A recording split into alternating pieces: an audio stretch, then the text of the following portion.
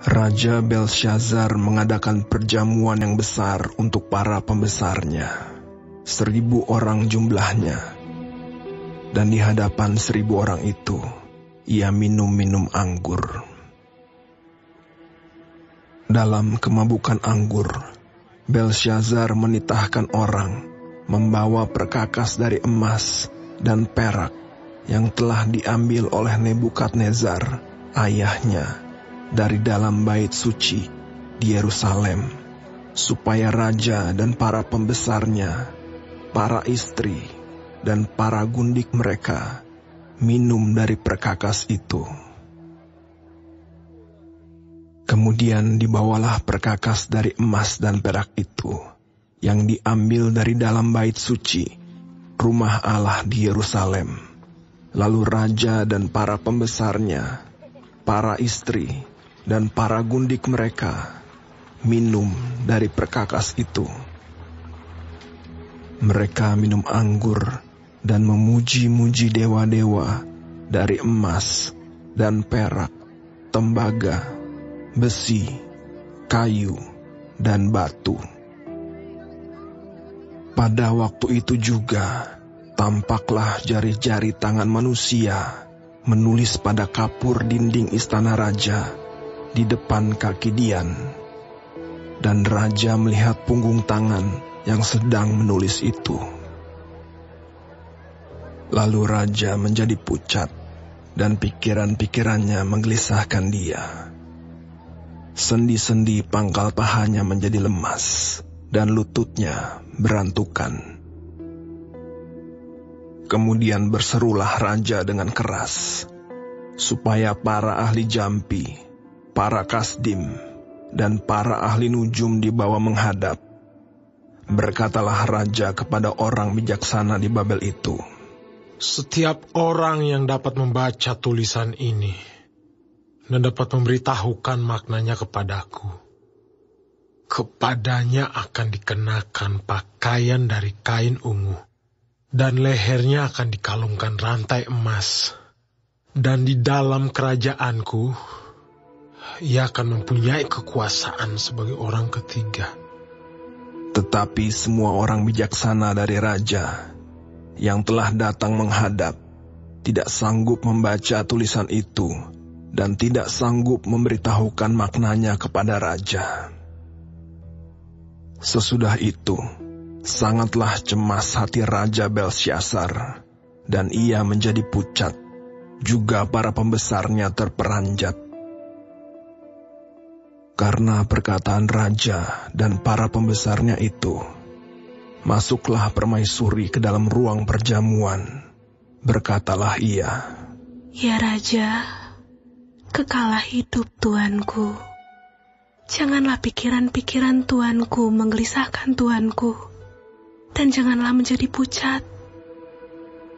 Sebab dalam kerajaan Tuanku, ada seorang yang penuh dengan roh para dewa yang kudus. Dalam zaman ayah Tuanku, ada terdapat pada orang itu kecerahan, akal budi dan hikmat, yang seperti hikmat para dewa.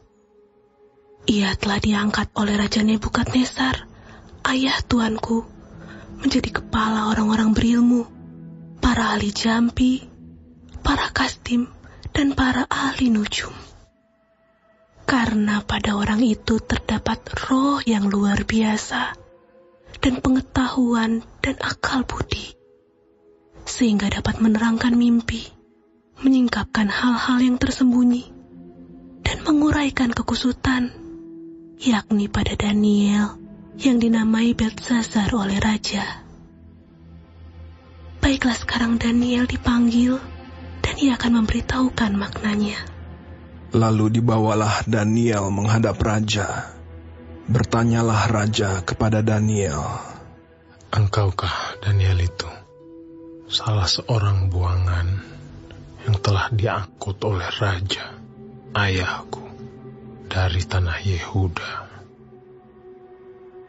Telah kudengar tentang engkau, bahwa engkau penuh dengan roh para dewa, dan bahwa bahwa padamu terdapat kecerahan, akal budi, dan hikmat yang luar biasa.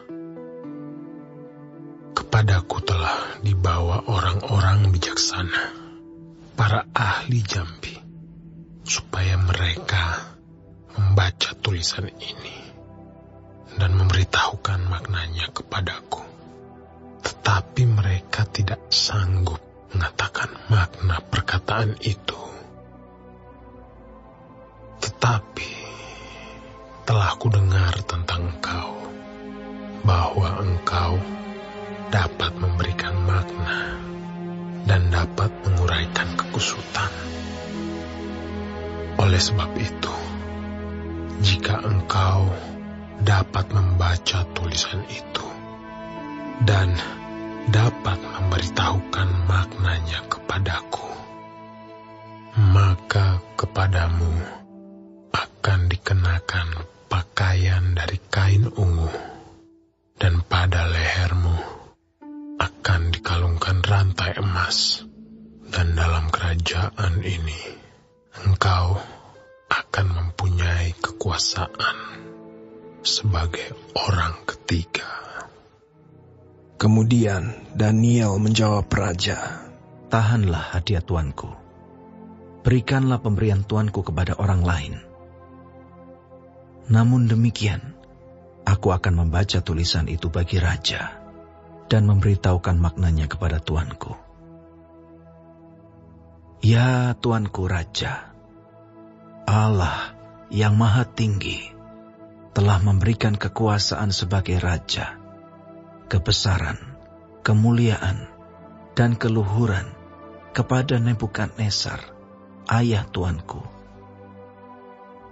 Dan oleh karena kebesaran yang telah diberikannya kepadanya itu, maka takut dan gentarlah terhadap dia orang-orang dari segala bangsa, suku bangsa, dan bahasa.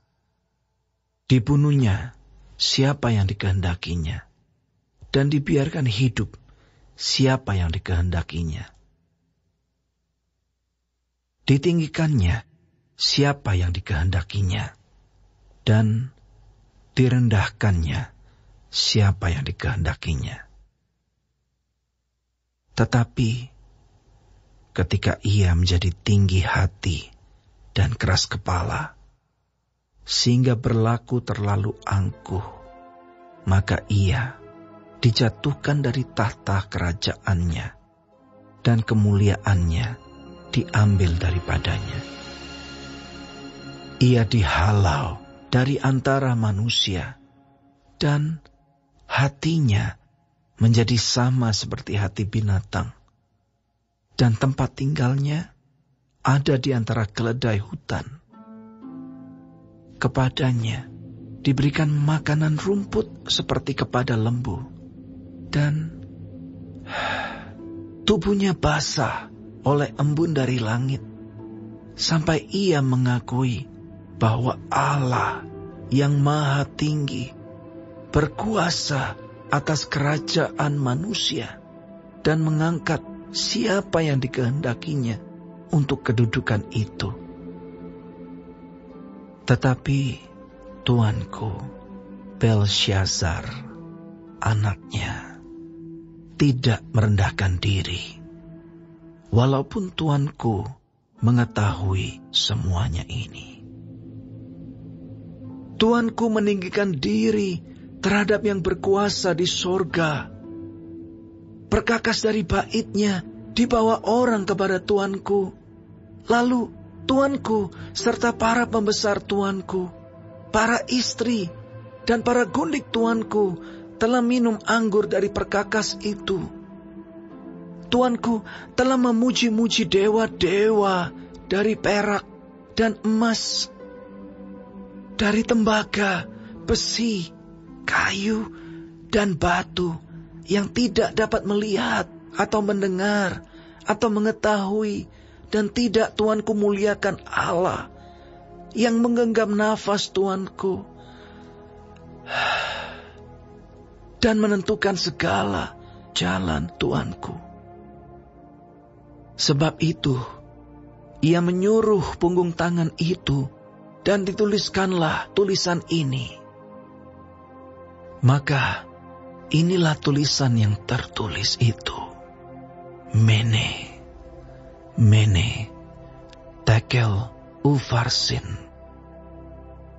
Dan inilah makna perkataan itu. Mene, masa pemerintahan Tuanku dihitung oleh Allah dan telah diakhiri. Tekel, Tuanku ditimbang dengan neraca dan didapati terlalu ringan. Peres, kerajaan Tuanku dipecah dan diberikan kepada orang Media dan Persia. Lalu atas titah Belsyazar dikenakanlah kepada Daniel pakaian dari kain ungu, dan pada lehernya dikalungkan rantai emas. Dan dimaklumkanlah tentang dia bahwa di dalam kerajaan ia akan mempunyai kekuasaan sebagai orang ketiga. Pada malam itu juga terbunuhlah Belsyazar, raja orang Kasdim itu. Darius, orang Media, menerima pemerintahan ketika ia berumur 62 tahun.